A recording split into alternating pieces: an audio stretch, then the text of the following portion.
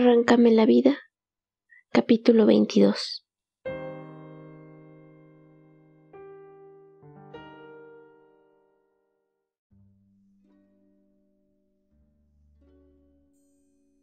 Quería espantar los recuerdos, pero sin el ruido de la Lili era todavía más difícil. Iba de Puebla a Tonantzintla, de la tumba de Carlos al jardín de mi casa. Incapaz de nada mejor que comerme las uñas, agradecer la compasión de mis amigas y pasar las tardes con Verania y Checo cuando volvían del colegio. Con los niños todo era dar y parecer contenta. Los llevaba a la feria, a subir un cerro o a buscar ajolotes en los charcos cerca de Mayorazgo para quitarme de la cabeza lo que no fuera un juego o una demanda fácil de resolver. A veces me proponía el gusto por ellos, me empeñaba en la ternura y el alboroto permanentes. Pero mis hijos habían aprendido a no necesitarme, y después de un tiempo de estar juntos, no se sabía quién estaba teniéndole paciencia a quién.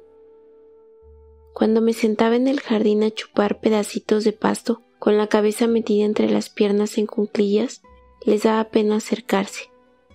Me dejaban sola y se iban lejos a buscar un pretexto para llamarme. La mujer de Atencingo se los dio. Una tarde llegaron corriendo a decirme que allí estaba una señora que vendía higos y que yo había dicho que se los compraría todos. La llevaron con todo y canasta hasta el rincón del jardín en el que yo estaba. Eran como las 5 de una tarde clara y así, parada bajo la luz, con su canasta en el brazo, la cara como recién mojada y una sonrisa de dientes grandes, ella despedía seguridad y encanto. Se sentó junto a mí, puso la canasta en el suelo y empezó a platicarme como si fuéramos amigas y yo la hubiera estado esperando. En ningún momento se disculpó por interrumpir, preguntar si molestaba o detener sus palabras para ver si mi cara estaba de acuerdo en oírla. Se llamaba Carmela. Por si yo no me acordaba, sus hijos tenían tantos y tantos años y su marido, como ya me había dicho, era el asesinado en el ingenio de Atencingo. Ella había juntado para ponerle a su tumba una cruz de mármol y lo visitaba para platicarle cómo iban las cosas en el trabajo y el campo. Porque yo no lo sabía, pero ella y a Fidel siempre les gustó pelear lo justo. Por eso anduvieron con Lola. Por eso ella entró al sindicato de la fábrica de Atlixco. Le regresó el odio cuando mataron a Medina y a Carlos, y no entendía que yo siguiera viviendo con el general Asensio. Porque ella sabía, porque seguro que yo sabía, porque todos sabíamos quién era mi general. A no ser que yo quisiera, a no ser que yo hubiera pensado, a no ser que ahí me traían esas hojas de limón negro para mi dolor de cabeza y para otros dolores. El té de esas hojas daba fuerzas, pero hacía costumbre, y había que tenerle cuidado porque tomando todos los días curaba de momento, pero a la larga mataba. Ella sabía de una señora en su pueblo que se murió no más de tomarlo un mes seguido, aunque los doctores nunca creyeron que hubiera sido por eso, que se le paró el corazón, dijeron y no supieron por qué. Pero ella estaba segura que por las hojas había sido, porque así eran las hojas, buenas, pero traicioneras. Me las llevaba porque oyó en la boda que me dolía la cabeza, y por si se me ofrecían para otra cosa. Los higos ahí los dejaba para ver si me gustaban, y ya se iba porque era tarde y luego no alcanzaba camión de regreso. Yo la oía hablar sin contestarle, a veces asintiendo con la cabeza, soltando las lágrimas cuando habló de Carlos como si lo conociera, mordiendo un higo tras otro mientras acababa de recomendar sus hierbas. No parecía esperar que yo dijera nada. Terminó de hablar, se levantó y se fue. Lucina entretuvo a los niños con un juego. Se les oía gritar sobre las palabras de Carmela, pero estuvieron alejados hasta que desapareció. Luego se acercaron a comer higos y a hacer preguntas.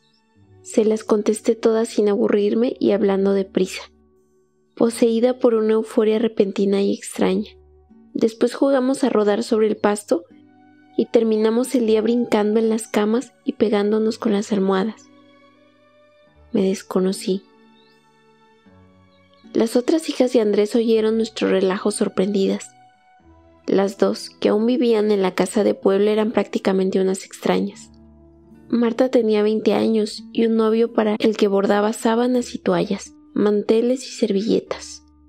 Se casarían en cuanto él terminara la carrera y pudiera mantenerla sin pedirle a Andrés ni la bendición. Pasaban las tardes en el estudio. Él alguna vez sería ingeniero, pero por lo pronto, la que dibujaba los planos con tinta china era ella. Nunca peleamos Marta y yo. Tampoco tuvimos mucho que ver una con otra.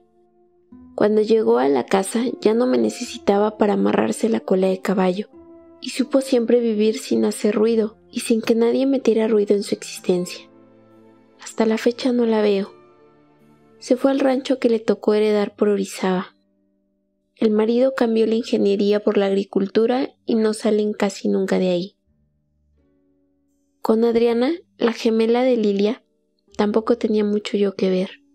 Nunca congenió con su hermana, a la que consideraba una frívola espectacular, menos conmigo. Entró a la Acción Católica a escondidas de su papá y el único desafío que le conocí fue contarle una noche a media cena como quien cuenta que trabaja en un burdel cuando todo el mundo piensa que está en misa. A nadie le importó su militancia. Andrés hasta pensó que le serviría de enlace con la mitra en caso de necesidad. La dejamos ir a la iglesia y vestirse como monja sin criticarla. No eran compañía Marta y Adriana, ni yo era compañía para Checo y Verania, así que volví a México.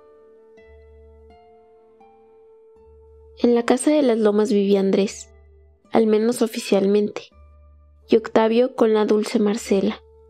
No les perturbó mi llegada. Casi me consideraban la madrina de la boda que nunca tendrían. Busqué a Vivi. Hacía apenas 2 años que la mujer de Gómez Soto había tenido la generosidad de morirse y permitir que ella pasara de amante clandestina a digna esposa. El mismo día de la boda el general había puesto todas las casas a su nombre y dictado un testamento haciéndola su heredera universal. Todo corrió sobre miel en la nueva unión. Los recién casados fueron a Nueva York y después a Venecia. De modo que la Vivi por fin le pegó un sol que no fuera el del jardín de su casa.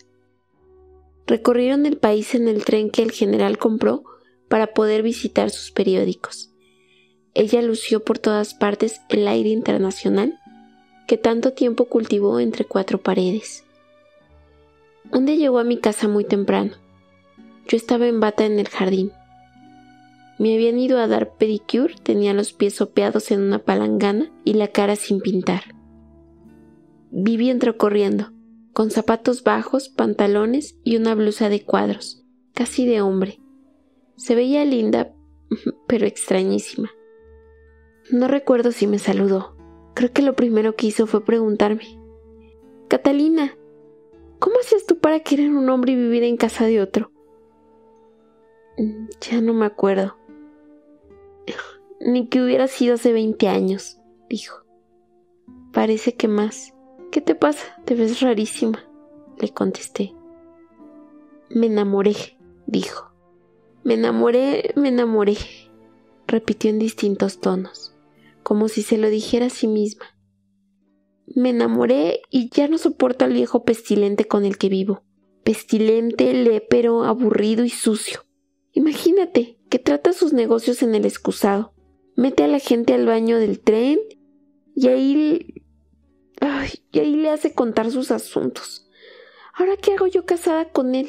¿Lo mato? Lo mato, Katy, porque yo no duermo con él una noche más». Estaba irreconocible. Se había quitado los zapatos. Se sentó en el pasto y puso la planta de un pie contra la del otro. Se palmeaba las rodillas cada 3 palabras. «¿De quién te enamoraste?» «Ay, de un torero colombiano. Llega mañana.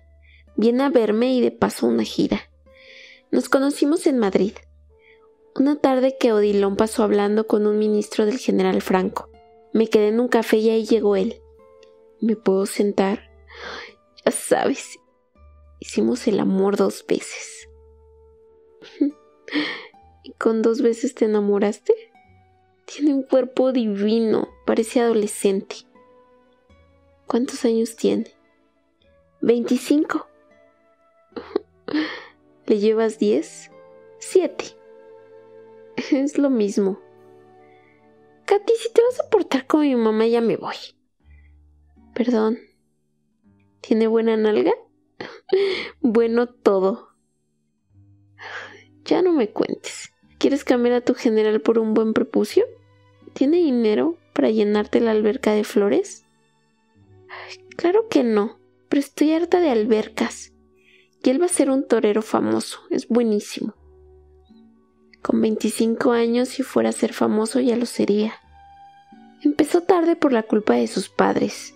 Tuvo que estudiar leyes antes de ser novillero y, por supuesto, dejar Colombia. Creo que Colombia es como Puebla. ¿Sabe quién es tu marido? Sabe que es dueño de periódicos. ¿Y qué? Dije. ¿Cómo le vas a hacer con Odilon? No sé. No sabía qué hacer para mandarlo al demonio sin quedarme en la calle, pero ayer Odi fue a una de esas fiestas que hacen para medirse. Ya sabes, unas a las que llevan putas y se encueran todos para ver cuál es el mejor y quién tiene la pija más grande. La masajista me platicó que un cliente le había platicado. Fui de puta incógnita y lo vi, ahí haciendo el ridículo. ¿Qué otra cosa va a hacer? Eran casi puros viejos como él. Tampoco creas que se miden con adolescentes, pero daban lástima. ¿Cómo entraste? Me llevó la dueña que también es clienta de Raquel. Vivi, te estoy reconociendo. Yo creí que te habías vuelto pendeja para siempre. ¿Qué hago? ¿Qué se te ocurre? Oféndete. Oféndete hasta las lágrimas. Ay, ¿crees que soy tú? Yo no sé hacer teatros. Escríbele una carta rompiendo por las razones que él sabe y lastiman tu pundonor. ¿Me la escribes? Si esperas a que Trini acabe de cortarme los pies, es una salvaje. Te encuentra un pellejito en la uña del dedo gordo y de repente ya va con sus tijeras en la espinilla. Ay, va usted a ver, señora. Ahora no le cuente el último chisme de doña Chofi, dijo Trini, que también iba con Chofi y le hacía de confidente. Dirás que iba a estar muy bueno. Es más aburrida mi pobre comadre. Llevamos 15 años tratando de agarrarle una buena historia y no pasamos de sus pleitos con el chofer y la cocinera. De repente uno que otro con don Rodolfo, dijo.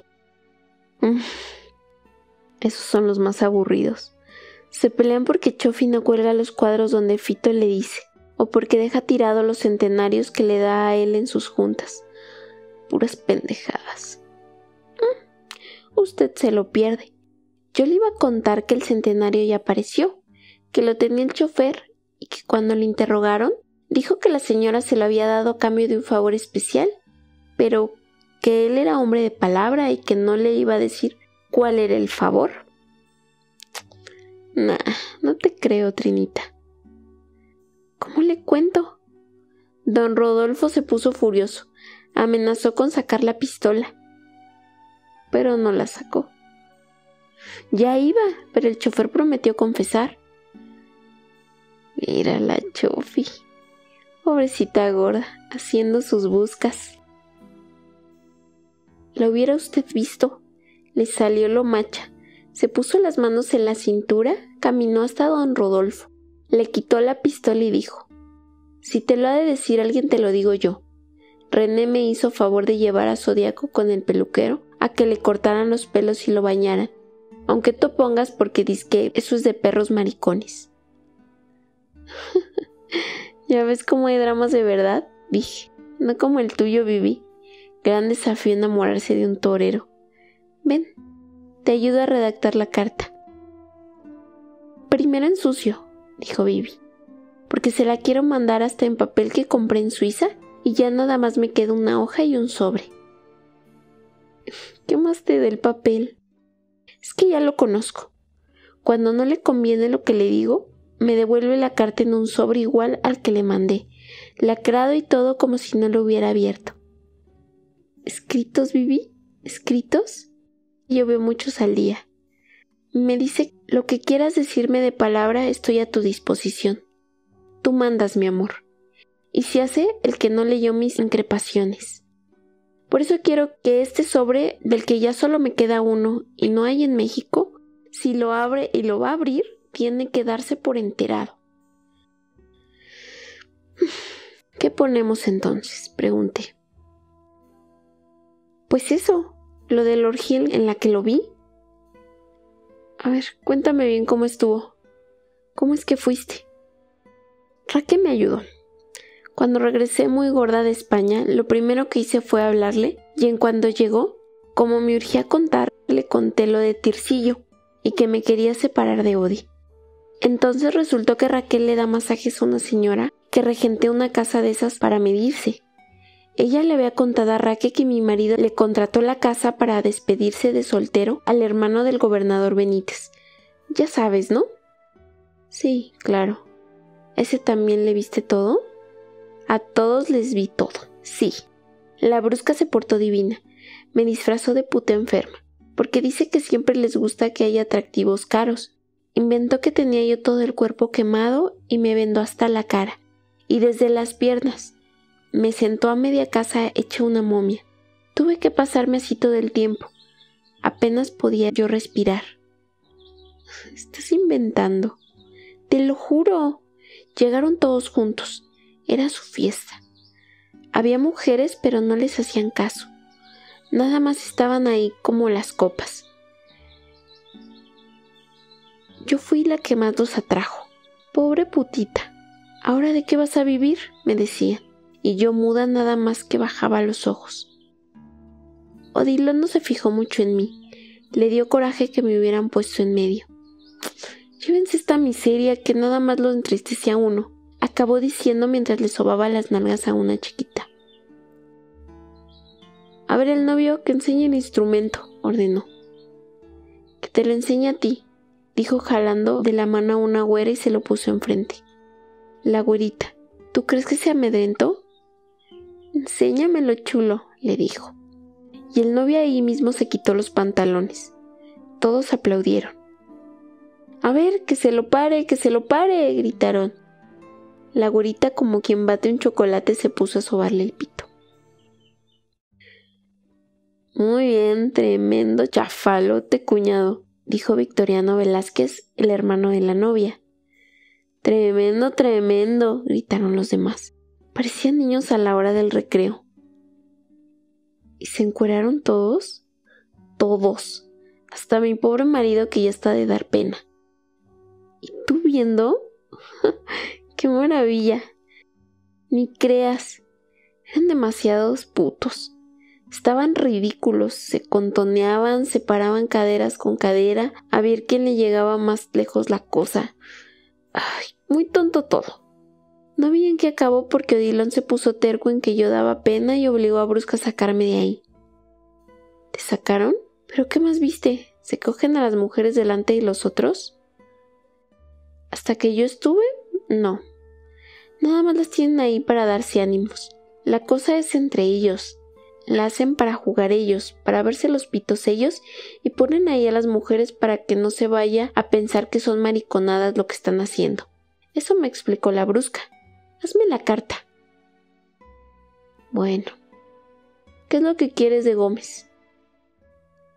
La casa, las sirvientas, los choferes y dinero. Mucho, mucho dinero, dijo y se puso a bailar cantando. En cuanto le vi, yo me dije para mí, es mi hombre. Solo vivo por él. Entonces no pide mucha ciencia. Creo que debe ser breve, precisa y sustanciosa.